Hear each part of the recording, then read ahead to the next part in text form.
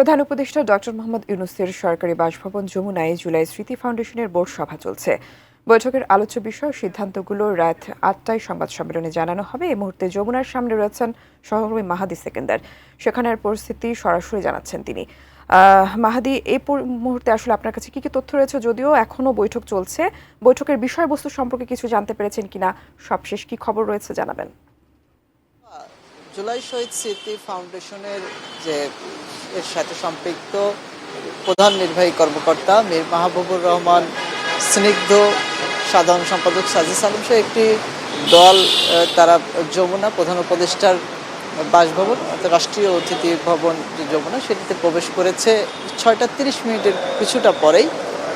এবং তাদের প্রধান উপদেষ্টার সাথে যে বোর্ড সভাটি হওয়ার কথা ছিল সেটি ঠিক ৬টায় হওয়ার কথা ছিল, তবে তার কিছুটা পরে শুরু হয়েছে এবং ৮টার সময় সভা শেষ হওয়ার পর কিন্তু গণমাধ্যমের সাথে বিস্তারিত আলোচনা করবেন, জানাবেন, এমনটি আমরা অপেক্ষা করছি। এখানে ৮টার পরে তারা কি কি বিষয়ে প্রধান উপদেষ্টার সাথে জুলাই শহীদ স্মৃতি ফাউন্ডেশন নিয়ে কথা হয়েছে সেটি জানাবেন।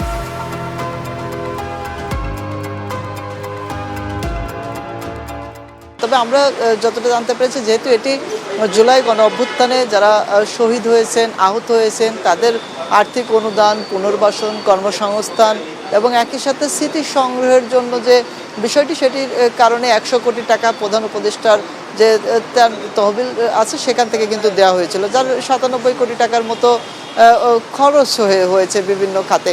এবং এখানে যারা ভুক্তভোগী পরিবার আছেন, যারা শহীদ হয়েছেন, আহত হয়েছেন, অনেকের আবার অভিযোগ আছে যে তারা প্রকৃত অর্থ পাওয়ার যোগ্য, কিন্তু তারা সে সুবিধার যে অর্থ সেটি জুলাই শহীদ স্মৃতি ফাউন্ডেশন থেকে তারা পাচ্ছেন না।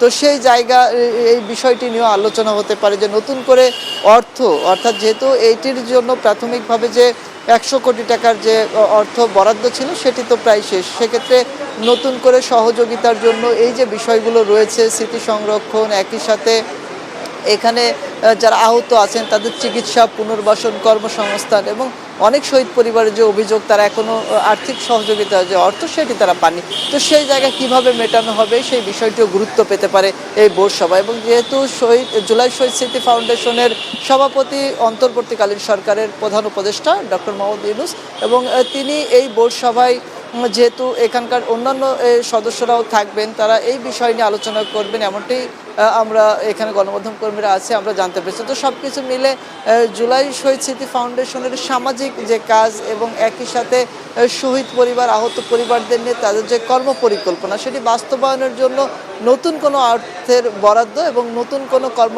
পরিকল্পনার ঘোষণা আছে কিনা সেটি আসলে আমরা অপেক্ষা করছি। সেটি ৮টার বা তারপরে যখন সংবাদ সম্মেলনের মাধ্যমে এখানে মিটিংয়ের সিদ্ধান্ত, বোর্ড সভাতে কী আলোচনা সেটি জানানো হবে, তখন আমরা বিস্তারিত জানাতে পারবো। তো টুম্পা, এই ছিল আমার কাছে রাষ্ট্রীয় অতিথি ভবন যমুনা থেকে সর্বশেষ।